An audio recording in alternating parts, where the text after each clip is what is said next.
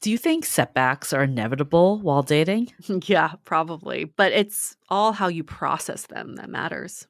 Hi, I'm Yue Xu. And I'm Julie Krafchick. We're active daters turned dating sociologists. Here to dive into everything modern dating and relationships. Welcome to the Dateable Podcast.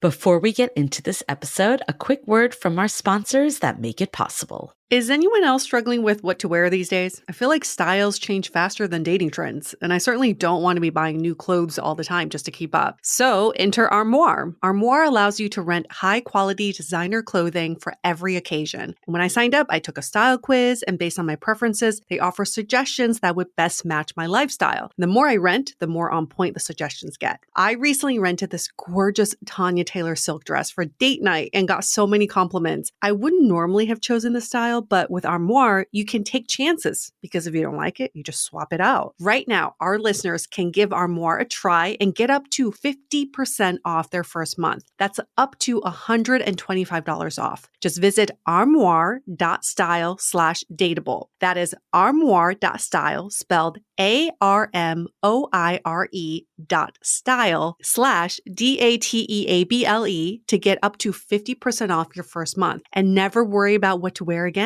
Try Armoire today. And if you forget the link, just head to our Instagram and find it under special offers. Did you know that an estimated 5 billion plastic hand soap and cleaning bottles are thrown away each year? That is such a lose-lose situation for you and the planet. Blueland is on a mission to eliminate single-use plastic by reinventing cleaning essentials to be better for you and the planet with the same powerful clean you're used to. They offer refillable cleaning products with a beautiful, cohesive design that looks great on your counters. You'll never have to grab bulky cleaning supplies on your grocery run again. I seriously love all the products from the cleaning sprays to hand soap, toilet bowl cleaner, and laundry tablets. The other day, my cleaner Lou, shout out as I know he listens, even commented on how good these products work. So professional house cleaner approved too. Blueland has a special offer for listeners. Right now, get 15% off your first order by going to blueland.com/dateable. You don't want to miss this. blueland.com/dateable for 15% off. That's blueland.com/dateable to get 15% off.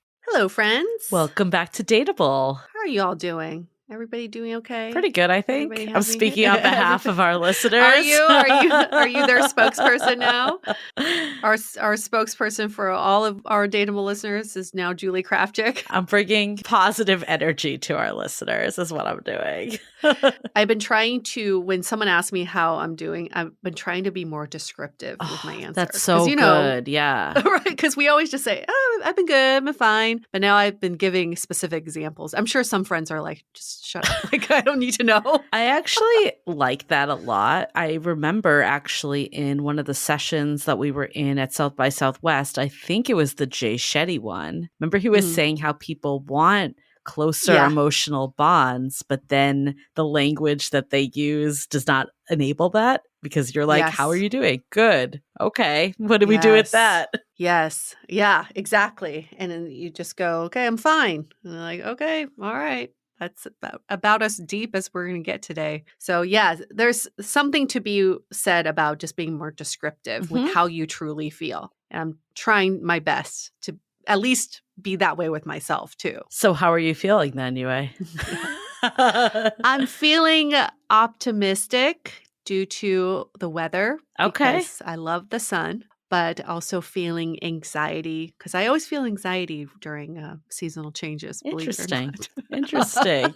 So something else I've been trying to do lately while we're talking about habit formation, and I actually got inspired to do this when we were making our meeting in real life masterclass, actually. I don't think I told you this. And I'm clearly not trying to meet new people because I'm in a happy relationship. But I did realize that I really thrive on just meeting new people in general, like even in a platonic sense. And it makes me really happy. Like, okay, example, I would go to this coffee place all the time. I still go there every day. And there was this one girl that just came up to me one day and was just like, oh, I noticed you come here a lot. And she wasn't like hitting on me. It wasn't like that. It was very platonic and nice and just, you never know. It was nice to be acknowledged. I saw she actually talked to like a lot of people there. Like that was like her MO. And she actually moved away, is why I don't see her there anymore. But then when I would go, it was always so nice to like be greeted by someone. So I'm trying this thing where I,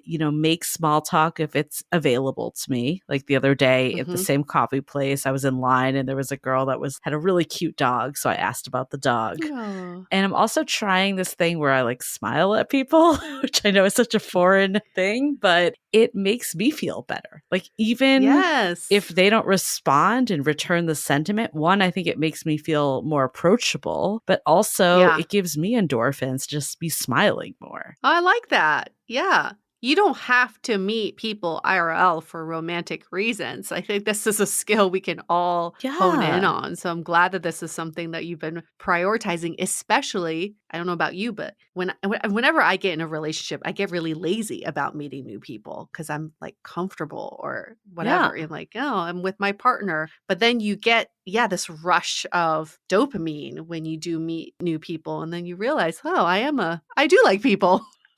I agree. I think there's just something that's missing in today's world. And I think this 100% trickles to dating, which is why people find dating so challenging, is this like lack of connection everywhere. Yeah. And when you're walking around with your AirPods in, not talking to anyone, looking at the ground, which is all things I'm guilty of, it just doesn't open up anything. And like, how much better is your day just to like engage even with like people that work at a restaurant or like things like that are just in your like go-tos. I know. That's so true. It makes me a little bit sad. And we will get to the topic of this episode very soon. Setbacks. But this is a good tangent to go off on. I recently got tickets to go see Who Wants to Be a Millionaire with Jimmy Kimmel. It's random. I got tickets on my own. It's in my neighborhood. It's walkable. I was like, okay, I'm just going to go. It's a 25th anniversary show. It's celebrity edition. So I was like, why not? I'm going to go. And I sat there by myself and there were everybody in my row. They came by themselves and nobody was talking to each other at this most exciting show. I mean, it was like John Mulaney, Nick Kroll, Rosie O'Donnell. Like there were some awesome celebrities there. And it's a trivia-based show. So you want to talk about the questions, right? So I turned to the girl next to me to say something to her, and she legitimately just ignored me and went on her phone. What? This is during a break. Yeah, I was like, is it me or is it just kind of cold in here? And she just ignored me. She looked at me, she ignored me, and she went on her phone. And I was like, okay, she's not talking to me. So I turned to the girl to the right of me and I was like, oh, have you been to one of these before? And she's like, yeah, all the time. And then turned away, turned her head away from me. And I was like, is nobody wanting to socialize or connect anymore? We are at like the most socially inducing show right now. This environment wants us to engage with each other, yet everybody was on their phone during the break, not talking to each other. I was so depressed afterwards. This is the setback of our generation. It truly is. I should tie it back. I really think though, like we'll finish up this tangent, but like I think of this guest we had, Inez. She's in her 70s. We did this whole episode about like this BFF pair that one was in their 70s and one was in their 30s and how dating was different for both of them, yet similar. And one of the things I admire about her, I still see her from time to time. She's just so friendly and joyful. And I remember her just being like, yeah, of course I'll talk to someone on the bus because like it brightens their day, it brightens my day. And there is this lost art of our generation that no one does that anymore. It's phones. But good for you for trying. And that says nothing about you. I don't think this should diminish your quest to be friendly. I think it's really great. I know. I was like, Jimmy Kimmel, will you talk to me? Like nobody else wants to talk to me. And I sat right behind him. He was an arm's length away from me. So I guess I could have just been like, yo, Kimmel, want to talk? Nobody wants to socialize. You missed your chance. There you go. I missed my chance, damn it. But it does tie back to our topic, which is all about setbacks, because I think the reason why such a hard time with setbacks is that we don't always have the support system after, so that you feel like you have to go through everything alone. It's just you and the internet trying to get through all of the heartbreak or the healing that you need to do. And then it's like, how can you feel supported if you don't have a support system in place? Yeah. So this whole story of how this episode came to be is actually kind of interesting. I would say in a setback, it's so meta, but I actually went home because my aunt had passed from cancer back in February of last year or this year, I guess. Oh my God, it feels like so many months has gone by. Yes, it was only like 4 months ago. It's crazy. Yeah. Anyways, I went back home because my aunt passed of cancer. And in the Jewish tradition, you have this thing called sitting Shiva, where you actually, it's kind of an odd thing because it's like remembering the person and recognizing and acknowledging, but it's meant to actually be a little joyous. Like people are just like eating food, and it's not like, I wouldn't say it's like a full on party. I don't mean it like that, but it's social. You're not like sitting around like, reliving every last memory of the person that just passed. So anyways, one of the people that was at the Shiva was my cousin's friend. And I started talking to her, and it turned out we went to the same college and things. I think she actually was like a dancer in another big dating podcast, Girls Gotta Eat. She was like a dancer in one of their shows because she was like a cheerleader before. So anyways, there were a lot of like connections. She found the podcast really interesting, and she was like, you got to talk to my cousin. She just wrote a book about setbacks. And so this is your cousin's friend's cousin. Yes. There's a lot of connection here. Immediately when she said setbacks, because her cousin's book, Amy Shoenthal, who's our guest today, it's more in the professional sense. Like, I mean, it's touching on everything. I don't want to say it's not. Like, she talks about divorce and breakups and relationships. It's more just like all encompassing is probably the better way to say it. Just setbacks at a large. But immediately when she talked about it, I was like, oh, we need to have her because setbacks are such a big thing in dating. And it's not really something that we talk about a lot, but it happens all the time. And that's what really makes it hard to move forward. Which sparked the question, are setbacks inevitable in dating and relationships and in love in general? I think so. I think it's part of the process, ultimately. I don't know if I know anyone that hasn't had any setback. Of course, they all range in size and how you deal with them and how you process it. But I do think setbacks are inevitable. Damn, if you've never had a setback in your dating life, please let us know. Please email us, call us, DM us, whatever, telegram us right now. We must find you. I want to speak to you. And then what a setback means, I think this episode will definitely help us unpack the definition a little more. But there's quite the range. Yeah, because sometimes we think of setbacks as a pause in our lives or a step back. But in this conversation with Amy, what you as a listener will take away from this episode is understanding, well, one, what a setback is, and then understanding the process cycle of what happens after. Like, what is the best way to process a setback? And then how to eventually rise above it and not ruminate. We talk about our own experiences in depth here, but I think you obviously clearly had the recent setback of your ex and all the cheating and all the stuff that went down and blowing up the life that you two were planning together. And I also talk about a relationship too, where I thought it was the one and it wasn't, and how managing those setbacks and then using kind of the tools that Amy shared too can really make or break how you move forward ultimately. Yes. And you will feel inspired because it shows you that now you have the tools to handle any setback you have. And I recently met up with a friend of mine, Patricia. I'm just going to give her a shout out. She lives in New York, but she came to Laguna Beach because she had a year of setbacks last year. And she was like, you know what? I need to take control of my life and my own health both physically and mentally. So she came to Laguna Beach and gave herself this wonderful vacation before she went on another vacation to Greece. I'm like, yes, girl, you do your Get it. you do your thing. Yes.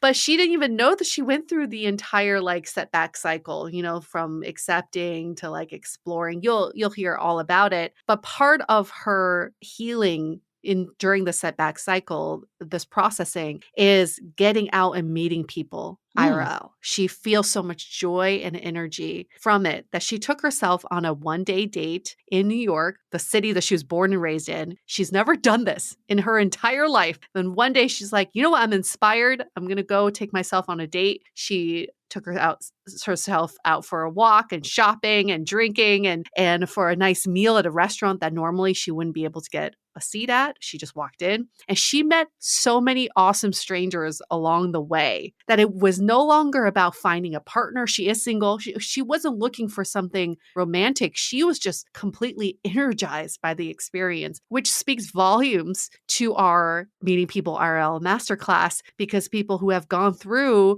the entire class have said they just feel inspired to meet people. It's not even just meeting your person, just like feeding off that energy. And it is a healing energy in itself. Well, we'll get into it in this episode, but there's like this whole discover phase, and it sounds like that's what she was in. Yeah, that's my favorite phase. Yeah, but it's so important because I really believe that perseverance is the number one quality that you need to be good at dating. And I know like people will always like ask like, how'd you meet your partner? And of course, like Hinge is the short term. But I think the real thing is perseverance, because you just keep getting up and getting past the setbacks. And that's not saying that setbacks aren't difficult. Of course, huge breakups or any setback that sets you back is hard.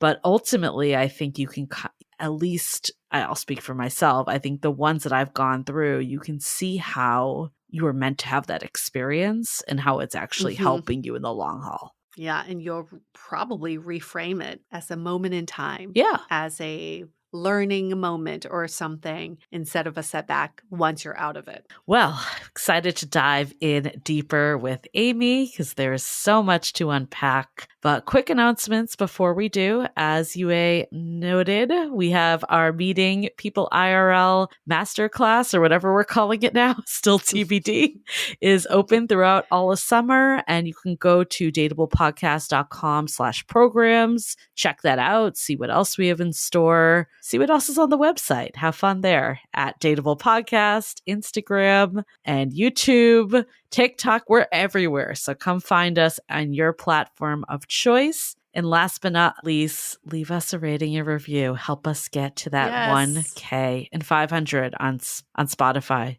We're almost there, so help us out. Please, please, please, please.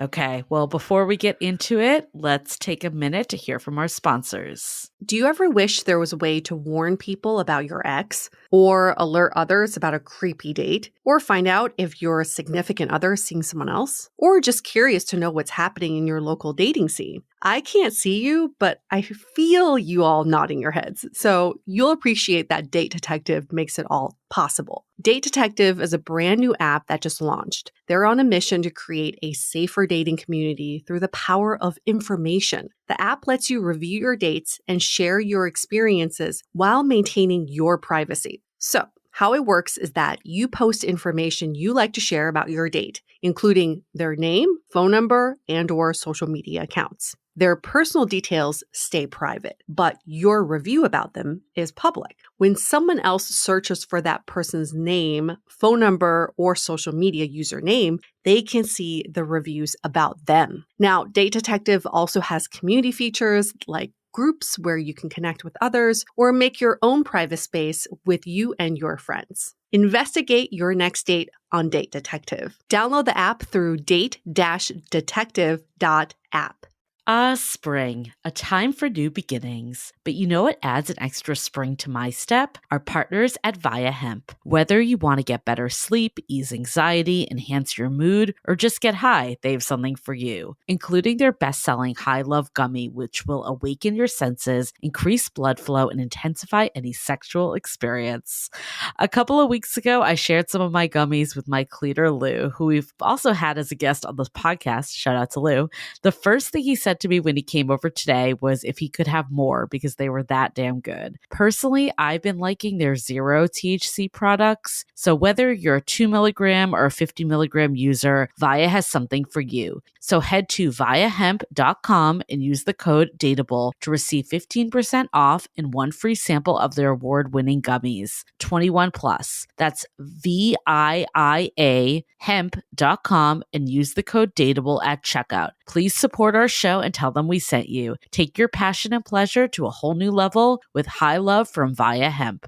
Summer is basically here, and your wardrobe needs an upgrade, right? Instead of a flimsy fast fashion haul, which I used to be guilty of, now spend your money wisely on high-quality essentials that will last beyond the season. Quince is my spot for quiet luxury without paying luxury prices. They offer a range of must-have items like 100% European linen under $50, 14-karat gold jewelry from $30, and my most favorite recent purchase was a pair of comfy, high-quality biker shorts that cost about half of what I would normally pay. I know you're wondering how they do it. Quince partners directly with top factories to cut out the cost of the middleman and pass the savings on to you. And they only work with factories that use safe, ethical, and responsible manufacturing practices and premium eco-friendly fabrics and finishes. So I can feel good about getting high-quality items that last longer. Upgrade your closet this summer with Quince. Right now, go to quince.com/dateable to get free shipping and 365-day returns on your next order. That's QUINCE.com/DATEABLE for free shipping and 365-day returns. Quince.com/dateable. Okay, let's hear it from Amy all about setbacks.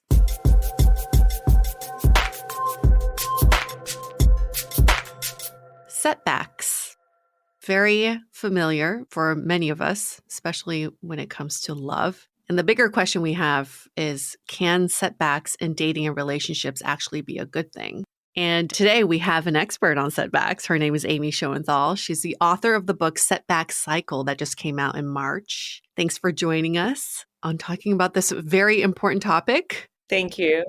So who is Amy? She is 40, lives in New York, originally from Long Island, and she is married. And as someone who wrote an entire book about setbacks, how would you define what a setback is? So I came upon the definition of a setback after I was trying to understand how all of these business leaders and founders came to their best ideas after undergoing something. Every time I interviewed someone, the story seemed to go through some similar framework, and I wanted to understand what it was. And when I came upon the definition of a setback, it is a reversal or check in progress.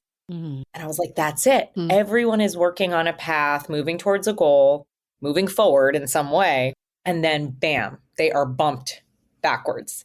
And so that can be true of business, career, dating, relationships, marriage, divorce. And it almost always seemed like when they got bumped backwards, what they did in the aftermath of a setback is what led them to something that ended up being even greater than the original path they were on. That's basically why I wrote the book. Interesting. So obviously dating and relationships and love is the lens of this podcast. And I can think of a few setbacks, like when you think you're on the path to marriage or something, and then you suddenly get broken up with. That's a setback. Are there any other ways that you can think of setbacks in dating and relationships that might not be the obvious ones? I feel like every time I talk to someone about the type of setback that you unconsciously float into, because not all setbacks are obvious, right? An ending of a relationship, a divorce. Yeah, those are obvious because you were on a path moving in your relationship in a way that you were happy about, or at least in a forward trajectory.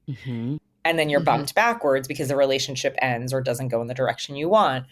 But how many people do you know who just sort of stay in relationships for too long? Even when they see the signs, right? A setback is a reversal in progress. That reversal doesn't always necessarily mean it's the breakup.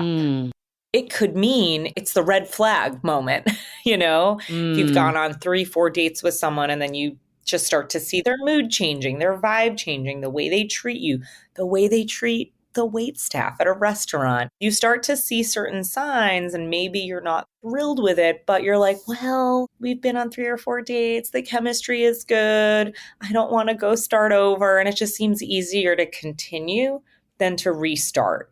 Like that to me is more of a setback than anything else. And what happens to these relationships? They inevitably do end. And then you're further along than you necessarily needed to be had you not ignored the signs. That's a big part of phase 1 of the setback cycle, acknowledging the discomfort and not ignoring the signs. So setbacks can be very obvious or they're not so obvious, like you were just mentioning. How do we know the difference between a setback then from just a bump in the road that we just need to work through? That is so personal. That is so dependent on the individual circumstances.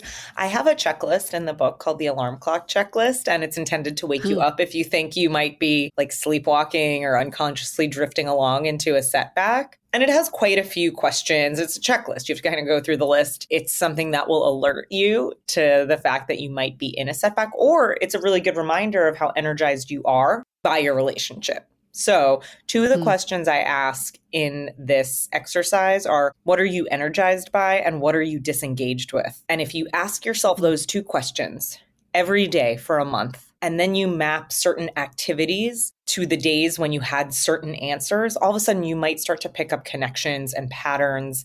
And it might be just the thing you need to evaluate the situation you're in. It's almost like you're doing like a performance review and like a check-in.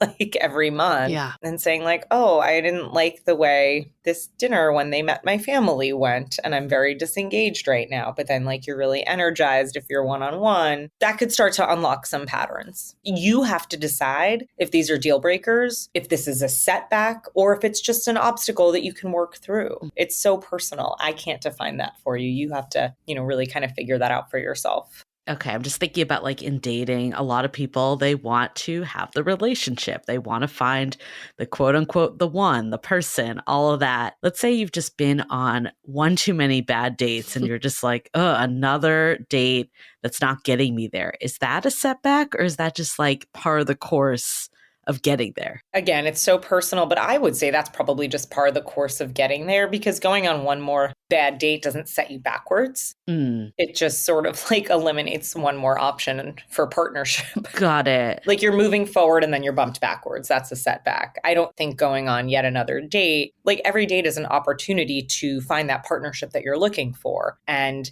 testing out your options as much as possible. That's only going to propel you forward. It might exhaust you. Right.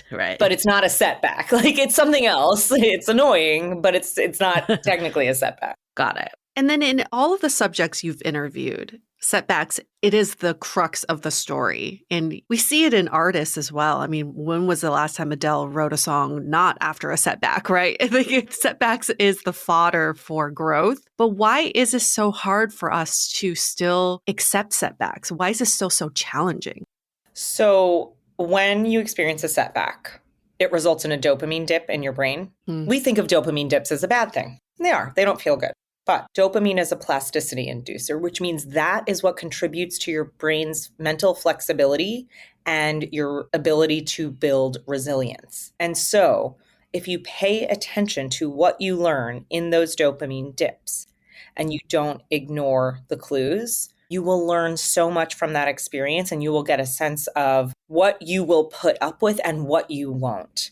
And I think that's the biggest thing. But look, as a society, we have been conditioned to avoid discomfort. Yeah. So it's very easy for us to have the instinct to just ignore the discomfort and move on and sort of barge forward without taking the space and the time to learn. And I think in relationships, that's what causes a lot of people to continuously seek out partners that aren't a match for them because they just are going and doing the same thing they have always done, even if that relationship or partnership didn't work out, even if that date didn't go well, because they're not learning. They're not being introspective. They're not embracing the discomfort. And it's understandable. That's the thing. It's all very understandable because this is how we've been conditioned. But The second phase of the setback cycle is embrace.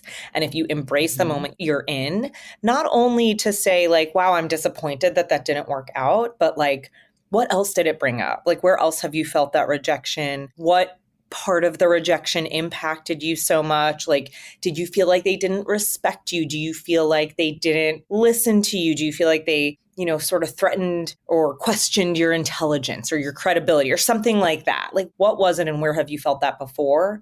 Why is it impacting you so much? And what can you learn? And what can you do differently next time? I think for me, at least, I think setbacks are challenging because they're a disruption to a plan. At least I like to feel like I'm in control of where things are going. And then when, the setback comes, like, especially when it's coming from another person, not wanting to maybe go on the same path as me, etc., it's really hard. From your experience, like, is that kind of the crux of like why setbacks are so challenging? Or are there other things they bring up for people in addition? It's both and. That is certainly one of the reasons setbacks are so challenging. The stress response has 3 responses, not 2. So you think of the stress response and it's fight or flight. But there's a third option. You can freeze because you're sort of like, wait, like what just happened? Why am I in this moment? How do I get out of it? What do I do next? And you freeze. So I have an exercise in the book called Thaw Yourself Out. Because I love that. All I do really for readers is just like ask very simple, gently guiding questions so that you can understand what moment you're in, what it's bringing up for you, and what information you can use to move forward. And I think the third phase of the setback cycle is explore. And this is when you get to play and test out new things and explore the intersection of like your passion with your strength. But what I love about the explore phase is that you get to play, but you don't have to commit yet. And I think that's really relevant for dating because dating it can be exhausting, and I get it because you're maybe looking for a long-term life partner and you're going continuously on first dates and it's just so draining of your energy. But dating is also a moment for exploration and learning about yourself and figuring out what you like, what you don't like, what's going to light you up, what's going to get you excited. Like you have this ability to go out and find out what you want in a partner and what you don't want. So it's exhausting. I get it.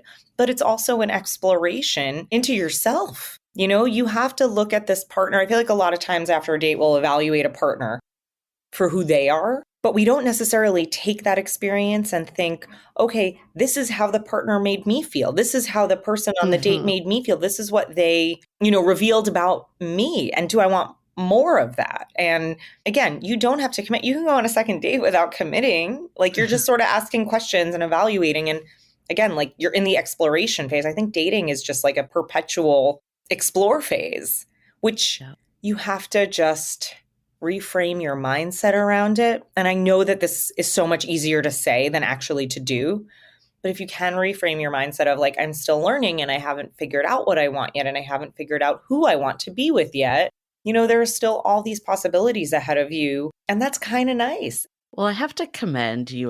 Maybe you don't know this backstory, but Yue had a major setback of, being with a partner for 5 years, but she basically was blindsided by a partner's infidelity. And it was a setback, but I think where you really thrive was this explore stage, because I think it's so easy to just be like, I'm not going to trust people again, or I don't want to date again. But I felt like you really like took it. It was like, I'm going to learn what works for me in this phase and try to like use that setback to actually get more clarity. Are there other ways like Amy that you would say that like setbacks could actually propel you forward outside of what you were saying before of just like being maybe ahead because you're in exploration? Yeah. I mean, there's so many ways setbacks propel you forward.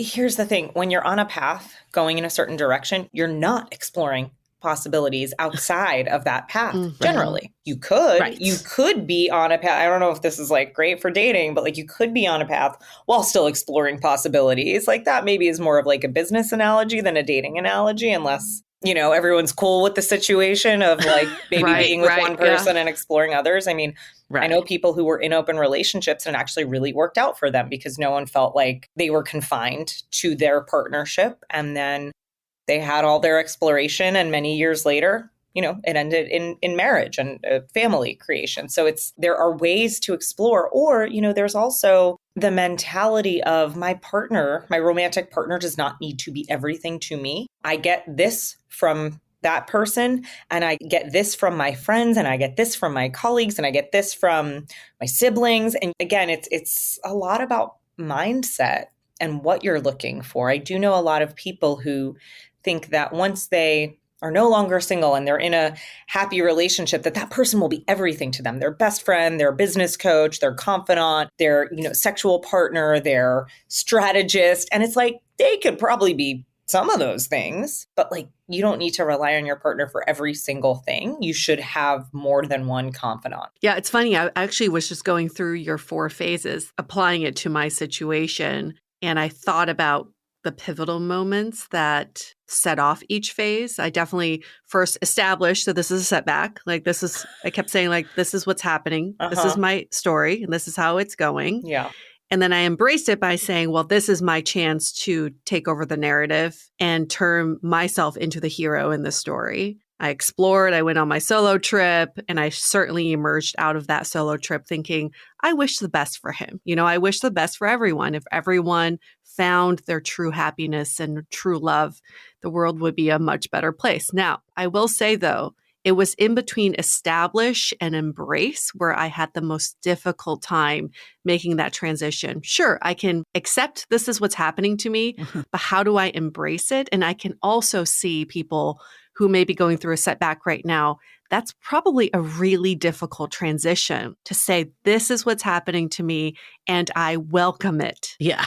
Yeah. Do you have any advice or methods to get people to make that transition? Because I had to find that on my own. And I have to say, there were some dark days for me to go through. And maybe that is the process. First of all, the embrace phase is by no means happily welcoming your awful feelings about what bad thing just happened to you that is classified as a setback. We're not happily welcoming it. This is a book about setbacks, but it doesn't glorify pain or romanticize suffering in any way. It just acknowledges that setbacks are inevitable experiences, and here's how you can work through them. Mm-hmm. But your point about going from establish to embrace, because yes, you've established you're in a setback. In your case, it's a very obvious one. Need any alarm clock checklist? Your setback was clearly the established. Alarms went off. Yeah. The alarm went off. The checklist was in my face. Yeah, I don't think you needed that tool.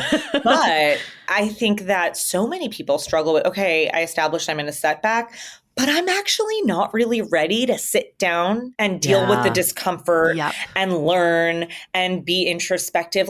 You need a break between establish and embrace, and that is fine. If you are exhausted and you just need to sit on the couch and watch Netflix and cry, you do that. You have to do what is healthy and what suits you in this moment.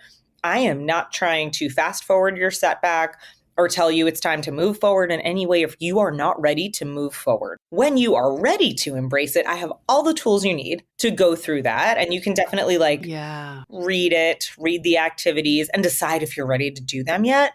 But don't do anything until you're ready. You have to give yourself the rest and give yourself the space and recognize any barriers you might be facing. Wait before you barge forward. And when you're ready, pick up the worksheet at the end of the book and peek at what people did during their embrace phase, right? If you're not ready to go through it yourself, just skip through and read the stories of people who went through setbacks, because at least you'll know you're not alone. If you're not ready to work through the cycle yet, that's fine. Don't do it until you're ready, but maybe talk to people and read stories of people who have been through similar experiences.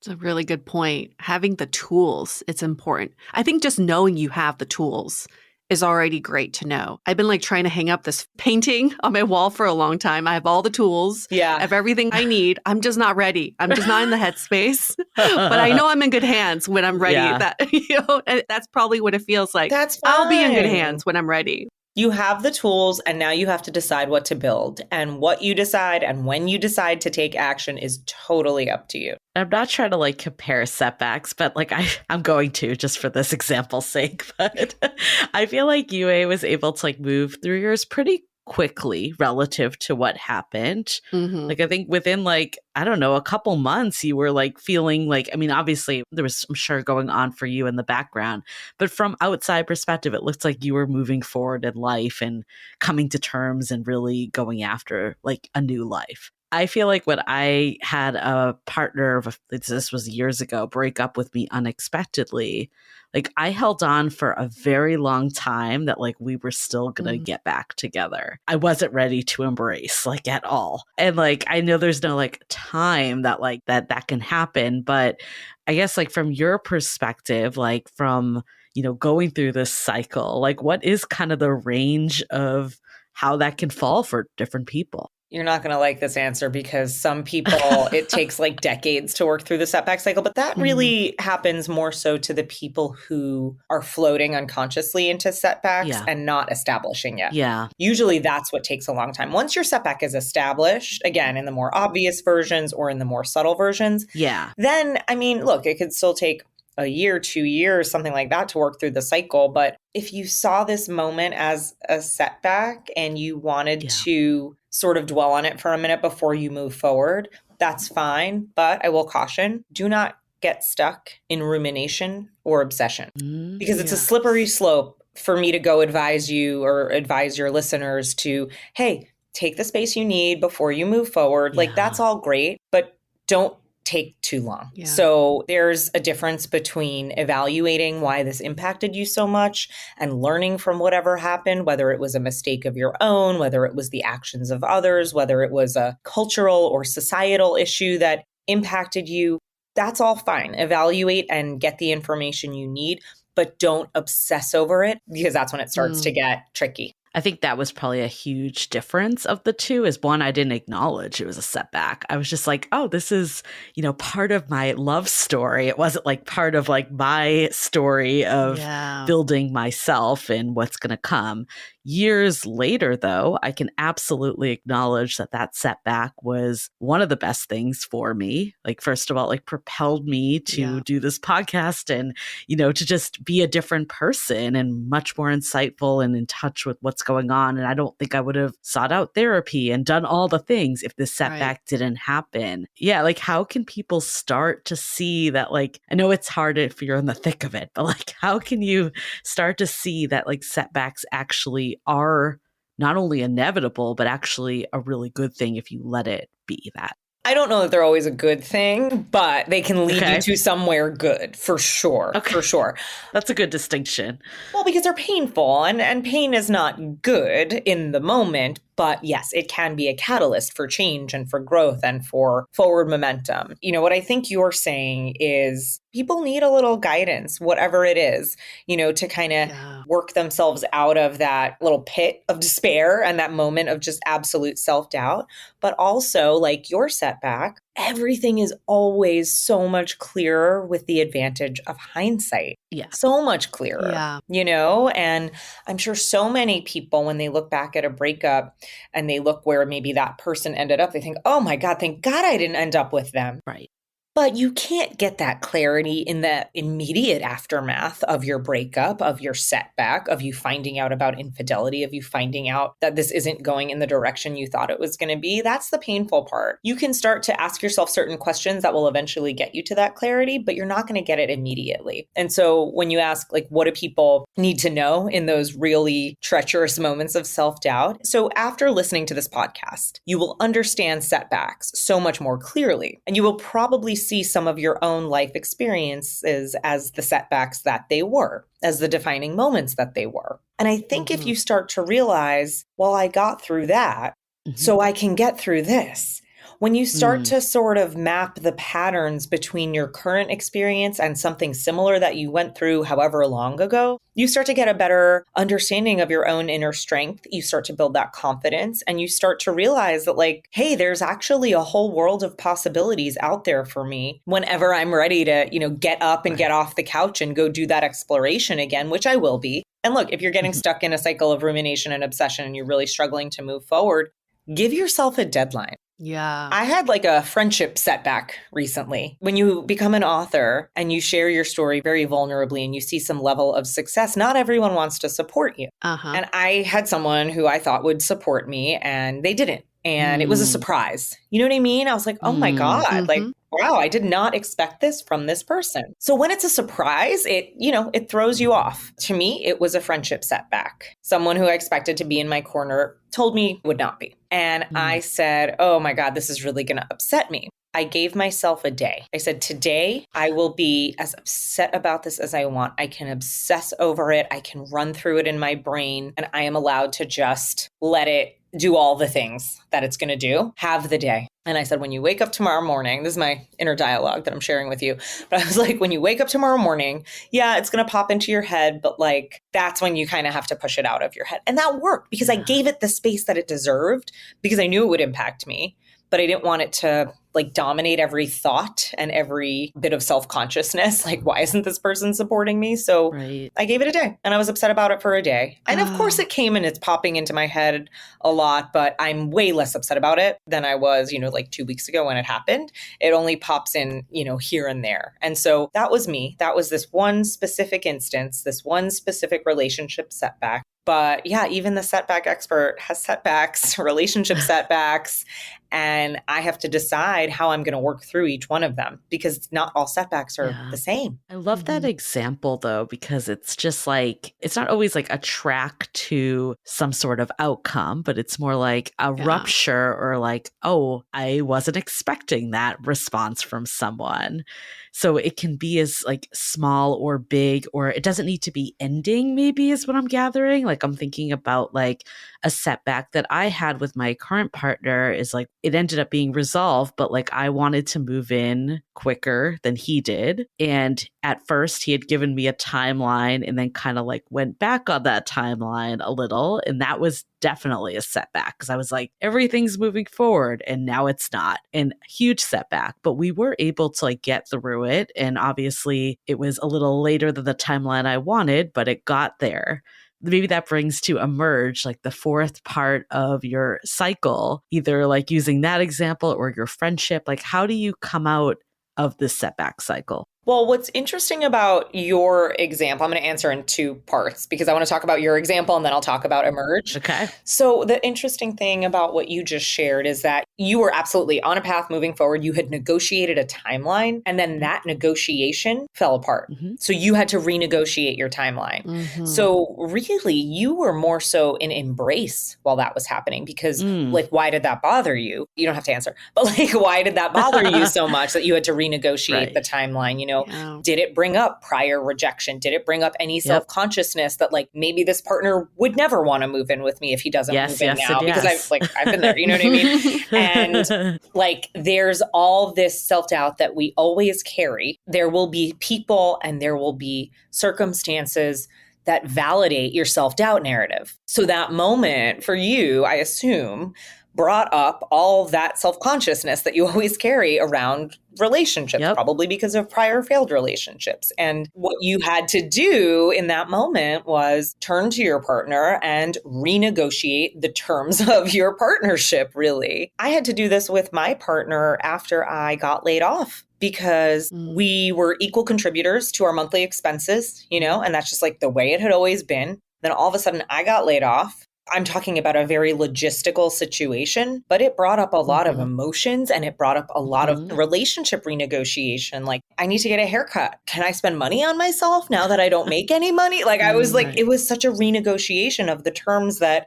we had just been chugging along. Like, we both contribute the same amount to our monthly expenses and then we spend whatever we want on ourselves. And like, that's just how it had always been without a lot of discussion. And then there needed to be a discussion because things changed. In relationships, you frequently have to renegotiate the terms because a lot of decisions are made based on assumptions. I think there's plenty of people who go into a relationship and say, well, we've been dating for 8 months, so I assume he should say I love you soon, or I assume we should move in together soon. But like, you can make all the assumptions you want. If you don't have the discussion with your partner, you're never going to be on the same page. And so I think that's a lot of maybe what happened in your circumstance. And so how do we get to the embrace phase? That's the second part of your question, which is, for a relationship, renegotiate the terms. Also, look, if you're comfortable, bring up what you're going through if you're in an embrace phase of the setback cycle.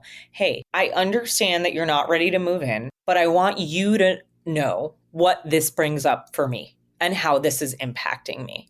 Because chances are, guy just needs some time, and it's no reflection on you at all. Right. But you need to have that discussion, because if you carry it inside you, it's going to come out in ways that you don't want it to. And so it's like really, really hard to do. But if you can, or you can at least like dribble out your message in little bits, like, this is how this is making me feel. Just so you know, that's how you get to emerge, because you have the renegotiation, the candid discussion, and you explore what your new options are. Mm-hmm. You renegotiate, and then you get to emerge because you come to a new agreement. I want to dive into this even more, but before we do, let's take a quick break to hear from our partners. My word for this year has been harmony, and how serendipitous that Equilibria, a woman-owned wellness brand, focuses on bringing your mind and body back into harmony. Equilibria offers science-backed products that have helped over 200,000 women feel better. My go-to product is a daily Nutri-Greens, which contains an immune antioxidant and detox blend, along with prebiotics, probiotics, and over 35 fruits and veggies. They support digestion, boost the immune system, boost mood and energy levels, and helps detoxify the body. Admittedly, I'm not the best at reaching my recommended quota of veggies every day, but the daily Nutri-Greens makes it so much easier to reach that goal. Plus, it tastes great, and I feel an immediate energy boost after. This is my travel hack of the year, which is taking daily Nutri-Greens on the road with me so I can get my daily dose of greens even if I'm not home. Now, for our Dateable listeners only, head to myeq.com and use the code DATEABLE for 15% off Equilibria's daily Nutri-Greens and much more. That's myeq.com and use the code DATEABLE at checkout for 15% off site-wide today. And maybe that is where I would love to focus a little bit more on, because I guess Julie's scenario was she was still in the embrace phase when her original question was about emerging out of this. So maybe there is a little bit of, I think you could be in embrace and think that you're emerging. Yeah. That could be the disconnect. And I'll give this scenario because I think she's probably also in this as well. She was broken up with, blindsided. They had already met each other's families, and he had a very definitive breakup with her, knowing that this door was no longer open. So she went through establish. I think she went through embrace. I think she went through explore. She emerged out of this, and it's, this is a dear friend of mine, and we've been talking about how she's been fine. And then all of a sudden, just a few months after, it's all coming back. All the feelings are coming back. I think it's triggered by a memory, something. Then my question is, do you think she fully went through the 4 phases? That's probably why maybe she hasn't gone through all the phases. That's why she's back where she is now. I mean, there's a chance that is definitely what it sounds like, but not knowing this person and not knowing the details of the scenario, it's really hard to comment. Yeah. But it does sound like either she didn't fully go through embrace and she just wanted to fast forward, which again, all of us have the instinct to do because we've been conditioned to avoid discomfort. So we all want to fast forward. I did all this research, know that it's the wrong thing to do, still have the instinct to want to fast forward through all of my setbacks. So It is human nature. The other thing that could be going on, though, is something else happened that triggered the memory of the thing that she just went through. Yeah. It could have been like a rejection thing that happened maybe at work or with a friend. And now that's gone, and, she's having all kinds of feelings about it. I remember I went through a breakup. I had been with someone for 5 years, through college and then my early 20s. And I remember going through the breakup and thinking I'm so sad, but I'll be okay. And then maybe 2 months later, I didn't get a promotion at work that I thought I was going to get. And you guys, I almost had a full blown panic attack because I was I already lost this. I can't now lose this. How can, no, this was the thing I was supposed to have because I don't have the relationship anymore. I was supposed to now I can be career woman, but now I didn't get this promotion. And I mean, it hit so much harder because I had just been through the other thing and the rejection and feeling like it was a setback. I remember I worked right near Central Park, and I remember just having that panicky feeling and having to run downstairs and like go to the park and like cry because I didn't want to cry at work. Yeah. And I remember how much that impacted me. And I think it was because I was, triggered by a lot of the same emotions I felt right after the breakup because it was still fresh. So does that trigger a whole new cycle of this new thing that just happened then? I think that if you have just gone through a setback, and especially if you haven't fully processed it and you didn't go through like a proper embrace, like you're still raw. And of course it can make the next setback like a little tougher. Mm-hmm. Yeah. There's the, well, I've been through it before, I can go through it again. And that's all true. But if it happens like one after another, which is frequent, it can just be too much at once or too much too fast while the other setback is still fresh. And again, especially if you haven't properly processed it. Oh, I do remember like I had a friend that this happened to her. It was like 3 people in 1 week like said they didn't want to see her again. And I was exactly saying the same thing. I'm like, if it was just one, it probably wouldn't have impacted you as much. But when things get compounded, it starts to feel like a pattern. Like this is happening to me. This is like my life story. Like how do you start to get out of that mindset of like, okay, it is another setback. It doesn't mean like this is my life and this is what's meant for me. So there's a section in the book called identity versus behavior. Mm-hmm. This isn't like apples to apples for what you're saying, but I think it's relevant. A lot of people make a mistake or go down a path that they shouldn't have, and it results in a setback. And they have such shame around this experience. And they just fall into this moment of not being able to really like forgive themselves for it. And they take something that happened and they want to make it their whole identity, whether it was a behavior, whether it was some unforeseen circumstance. And they say like, kind of like I did with I'm not in a relationship, but I'm a career woman now. Like what? You could be both, you could be neither, whatever, but I just like decided that was my identity now. And so when that was taken away, it shattered me. And so too many people get caught up with this behavior versus identity issue. And it's just a reminder that like, you are not your behaviors. And like this woman was not the rejection that she got from those 3 different people that week. Like that is not her identity, but it probably felt like it was in that moment. Right. And so that's just something you have to pull back and remember, like, this is a crazy time. This is not who I am. This does not define me. Right. I mean, it's so hard when things happen one after another and you feel like maybe they're related. And what is relating all of them is you. You think you're you always common think it's denominator. Your fault. You always think, Right. I mean, that's the other thing. Like when people are going through a setback, they get stuck in shame or blame. Yeah. They're shaming themselves or they're blaming others. Like it's all their fault or it's all my fault. Guess what? It's neither.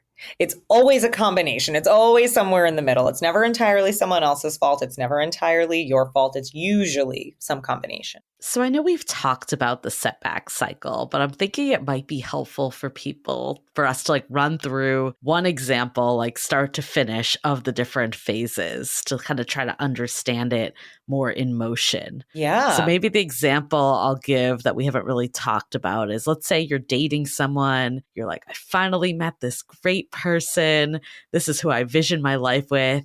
And then you have a huge fight and like the glass is shattered that they are not the perfect person you thought they were.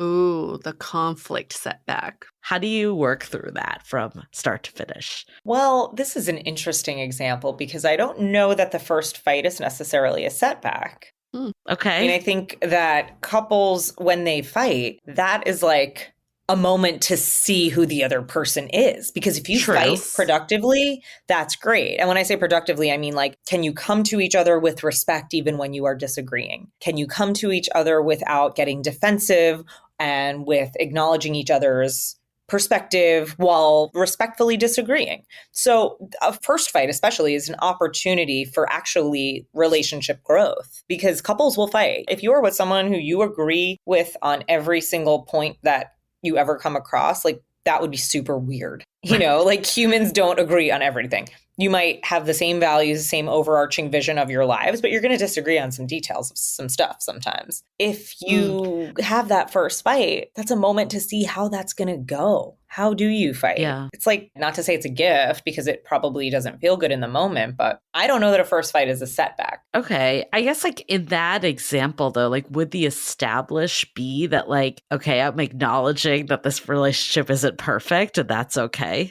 Maybe. Depending on the circumstances, yeah, maybe. Okay. What about if the fight unveils something about your partner that goes against your values? For example, they throw something. Oh, yeah. I mean, that's obviously. Have you heard of the fashion designer Norma Kamali? Yeah. She invented hot pants. She invented the sleeping bag coat. She's like in her 70s, reinventing herself all the time. And she's had a 50+ year fashion career. So when she started out, she started her business in like the 60s, 70s. She had her husband running the finances of her business. Now, he was an extrovert. He was going out all the time. She wanted to stay in, so she didn't always join him. That led to infidelity and spending of the company's finances on his social life, his extramarital affairs. So this is a business setback. This is like a pretty big dating relationship, marriage setback. Yeah. So Norma started to know about the infidelity and started to decide like, what should she do about it? Because again, she was so wrapped up. She was married to him. He was running the finances of the business. Like this wasn't like an easy walk away. One day she was in her store, and in the back of her store, there was her workroom. One of the women who Eddie was her husband, Eddie was cheating on her with, came to the back workroom and told Norma, I would like to design some clothes now as well. And Norma was so horrified by this. And they had some sort of conversation. And while they were having this conversation, the ceiling over Norma's workstation crashed down onto her table. Norma told me that there is always one moment that gives you the sign you need to move forward. And that ceiling, literally and figuratively, crashing down over, her marriage and her business was all she needed to finally walk away. It was like the last straw for her. So she left her marriage, she left the business behind, and with $98 to her name, she moved out, she got her own apartment, she had just like a mattress on the floor, she had nothing. But she started asking people she knew for help. Could I get a sewing machine? Could I borrow some fabric? She started designing clothes again. Little by little, she built her business back up. She started a new brand called OMO, On My Own. And that is the global fashion brand that Norma Kamali still runs today. And she's had, happy relationships since then. That's like a very overly simplistic version of the setback cycle, but like she fully emerged. She was like, not sure what to do. Like she knew about the infidelity. Like, what do I do? What do I do? How do I get out of this? And then one day she was like, I don't care. I'm out. I will figure it out. That was her explore. Right? She embraced it. And then she was just like, nope, I'm out. She relied on her community to help lift her out of her setback. And then she emerged as this global fashion icon who's boasted a 50-year career and defied the odds of like the entire industry. So yeah, she like emerged pretty well. I love that story. I'm inspired. I'm pumped up. But I think when people think of emerge, they think that's what they're supposed to do. Like they think they're supposed to somehow rise out of the ashes and declare themselves a new person or find some meaning in life. Like they are now going to go save starving children in Africa. I don't know. Like they feel like it has to be something grand. Can you kind of walk us through what different kinds of emerge could look like? Yeah. I mean, look, any setback is going to reveal something about yourself that you didn't know before. And that's all there is to emerge. It just shows you what you're capable of. Now, if you set your expectations unrealistically high, I have a whole section in the book called an expectations audit, and it shows us how to dissect where our expectations come from and decide whether we want to keep or reject them. Because sometimes the expectations that we hold are not our own. They came from our parents, from our culture, from society, from someone else. Sometimes we are just working so hard to please someone else that we realize our expectations are not our own. Or we're so busy rebelling against those expectations, but that is still responding to someone else's expectations and not setting your own. So yes, we love Norma's story because it just so perfectly illustrates the setback cycle, but it's a big dramatic version of one. You do not have to emerge in this major way. You just have to go discover what more possibilities might be available to you, what more you might be capable of now that this other path is gone. And it might be as simple as, now that I don't have to do this every Tuesday night, I'm going to spend that time, like that was our date night, I'm going to spend that time doing like a tap dancing class. And I always love tap dancing. It's my passion. That's how you spend your time. You meet someone there, you go out with her, she introduces you to her brother, you're married and have, 5 kids 3 years later. So I remember when I went through a breakup, my dad said to me, do something that you never would have done if you were still with him. Yeah. Go out and do something you never would have done. I like that. And it was great advice. And I don't remember what I did, but it was great advice. And I never forgot that advice. That's the explore phase. It doesn't mean go date a lot of people. It could mean go take a tap class. Go reconnect with that friend that you lost touch with because you were so busy focusing on this partner. You just never know where this new exploration might lead you. And don't set your expectations to the level of, I need to rise like a phoenix from the ashes and become a new person. You don't need to become a new person. You just need to learn more about who you are in this new evolution of yourself. Yeah, I love that distinction because I think that's really important. Like, I'm thinking about your example that you shared, Amy, earlier about like the setback of thinking that your friend was in your corner and learning they weren't. What does an emerge look like from that? I mean, I think just making peace with the fact that that relationship may have ended, but I actually feel like that person's going to come around one day. I just feel like that person's going to realize like, wow, that was like an extreme overreaction. And I'm sorry, just because I've been through this before. And this is usually how it ends. And if they don't, then that was never a real friendship. You know, if that person's not going to support you in this, like I'm probably better off without that person. Sad as that is to say, because I love this person and I wish they were still in my life. But if that's how it ends, that's how it ends. And here's the thing. I look back at every action I took and I don't regret anything. Good. I don't feel like I did anything wrong. That might be what, you know, makes me able to be at peace with that because I'm like, I wouldn't have changed anything. This is their decision to part ways. I did not make that decision. I might be around if they come around and the friendship might, you know, take a new form. Or if they come around, I might be just like, I don't really need this. So, and that's up to me if that happens in that moment. But Got it. My emerge from that situation, from that setback, is just making peace with the fact that that relationship is no longer what it was and being okay with it, which, you know, it stinks, but it is what it is. And obviously that person like just doesn't really deserve to be in my life. So it can just be like that clarity to like move forward. It doesn't need to be the grand gesture again. Like if you like are dating someone and suddenly they're not ready to have a relationship, it can just be this recognition that I want someone that's fully in it with me and committed, and I'm going to emerge and, you know, be single or go find that person instead of like staying in a situationship. Yeah.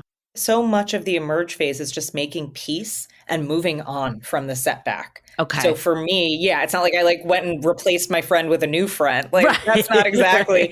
But I definitely did. I'm in the market for a new best friend. You could. I think it made me appreciate my other friends so much and the rest of my community so much because I'm like, well, yep. I have a lot of people who are really incredibly supportive and here for me. And, you know, and everyone tells you this, like when you find success, people will sort of turn on you. And I like didn't really expect it to happen, but it happened. And I'm like, okay, that's not my person anymore. That's okay. Why is it though that we dwell on the setbacks and not like, because I know I've been there too. It's like you have all these people that are positive in your corner, yet the focus is on the one person's not showing up. And I know. I've done it too. Like, why do you think that's the case? Because negativity is like Teflon. Negativity is like Teflon. It sticks to us so much more than the positivity. And again, like our brains are always learning more from the dopamine dip.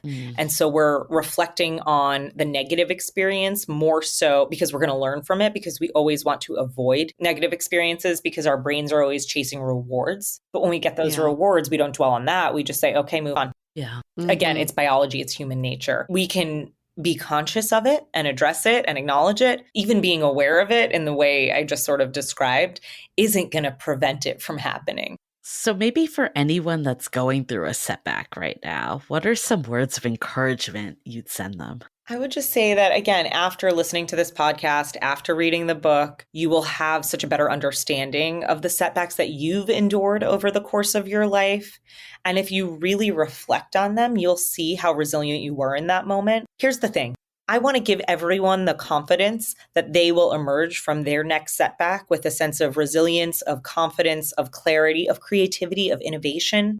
The aftermath of a setback is when you come up with your best ideas. Yeah. So while it may not feel good right now, I promise you, you will emerge with such a vision of all you can achieve. Well, thank you so much for just taking us through everything. I mean, there's so many takeaways from this conversation. I think first and foremost, just having a framework and a cycle, like that's so helpful because like I'm looking back to, earlier self and wish I just had something, even if you were not ready to embrace all of it, but just even establishing, saying like, hey, this is a setback. And I go through setbacks every day too. So it's something I can bring into current life too for things that are coming. And hopefully that can help you move through it faster. That being said, what I've also learned from this conversation is don't try to rush it because it can come back, or don't be afraid of the setback because that could also be inevitable because look, things compound on each other and bring things up for one another. I know like we started this off too, can setbacks be a good thing? I know you said actually the act of a setback isn't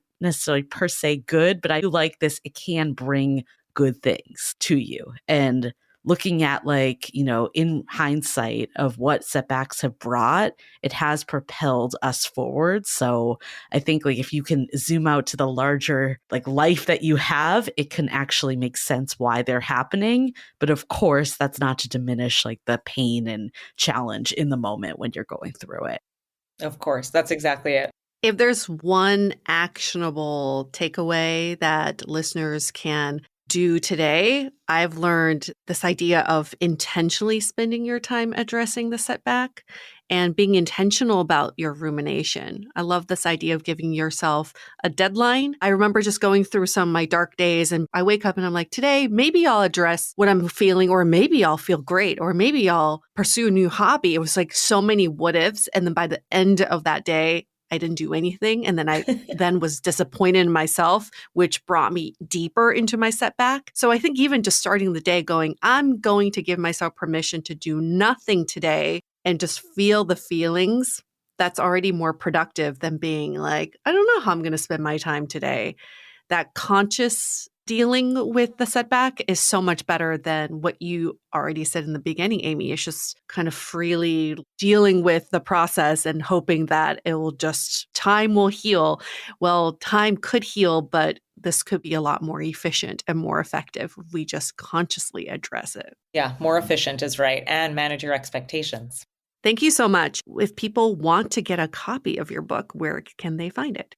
It is at all major retailers, Barnes & Noble, Amazon, your local indie bookstore, bookshop.org, and you can go to thesetbackcycle.com if you want to learn more about the book or get in touch with me. I'm also on Instagram at Amy Shoe, at LinkedIn. Those are really the only two. We'll link all of that in the show notes as well for people. Cool. Thank you again. Thanks to our listeners. Did you learn something today? What did you learn about where you are in the setback cycle? Why don't you give us a rating and review in Apple Podcasts, 5 stars, and in the body of your review, you can tell us what you learned from Amy. And with that, we're going to wrap up this episode. Stay dateable. The Dateable Podcast is part of the Frolic Media Network. Find more podcasts you'll love at frolic.media/podcasts. You can follow us on Instagram at Dateable Podcast and visit dateablepodcast.com for access to all the episodes and our premium programs. Also, make sure to subscribe today if you haven't already on Apple Podcasts, Spotify, or your favorite podcast platform so you are the first to get all the latest episodes. And most importantly, stay dateable.